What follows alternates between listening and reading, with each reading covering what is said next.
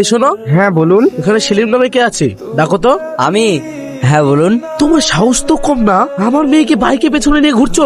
কেন স্যার, এতে সাহসের কি আছে? কেউ যদি বাইকের পেছনে নিজের ইচ্ছায় বসতে চায়। এই, তুমি জানো আমি কে? আপনাকে দেখে ভেবেছিলাম একজন ভদ্র মানুষ, কিন্তু আপনার কথাবার্তা শুনে মত বদলালাম। আপনি সত্যি একজন অভদ্র মানুষ। একজন অপরিচিত মানুষের সঙ্গে কিভাবে কথা বলতে হয় সেটাও জানেন না। তোমাদের মতো ওয়েটাররা একটা ভদ্র মানুষকে অভদ্র বলবে, এটাই স্বাভাবিক।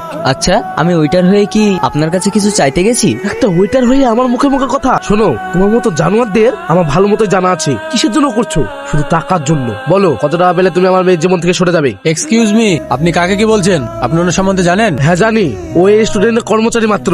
আজ্ঞে না, উনি এই রেস্টুরেন্টের ওনার। তাছাড়া এই শহরে ওনার আরো বড় বড় 4টে রেস্টুরেন্ট আছে, জানতো? বাড়িতে গিয়ে নাকে তেল দিয়ে ঘুমান। উনি চাইলে আপনার যা কিছু আছে সব এখানে বসে কিনে নিতে পারে। হোয়াট? ইয়েস। কি মশাই, শুনে স্ট্যাচু হয়ে গেলেন? দেখলে অজ্ঞান হয়ে যাবেন। যান, বাড়ি গিয়ে আপনার মেয়েকে পুতুল করে রেখে দিন।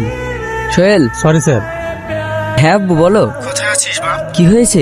সেলিম আলিফ মস্তান তোর বোন হাত দিয়ে একে তুলে নিয়ে গেছে। হোয়াট? কখন? এক্ষুনি। তুমি চিন্তা করো না, আমি যেভাবে হোক ওদেরকে ফিরিয়ে আনবই। আলিফ, তুই আমার বোন আর ভাগ্নিকে কেন তুলে এনেছিস বল? আস্তে বন্ধু, আস্তে।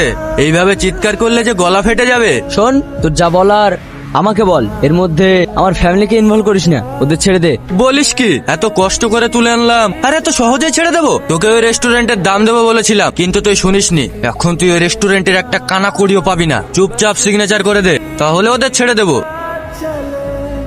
ওদের ছেড়ে দে। দাঁড়া, এখনো একটা হিসাব বাকি আছে। কি হিসাব? আমাকে মারের হিসাব।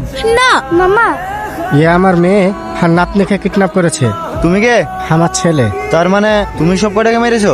হ্যাঁ স্যার। তাহলে ঠিকই আছে, ফ্যামিলিকে কিডন্যাপ করবে আর ছেলে চুপচাপ বসে থাকবে? সব কটাকে তোলো। চলো আব্বু। বাড়িতে কেউ আছেন? কে আপনারা? আপনাদের তো চিনতে পারলাম না। আমি টনি, হাসির আব্বু। আর আমি ওর মা।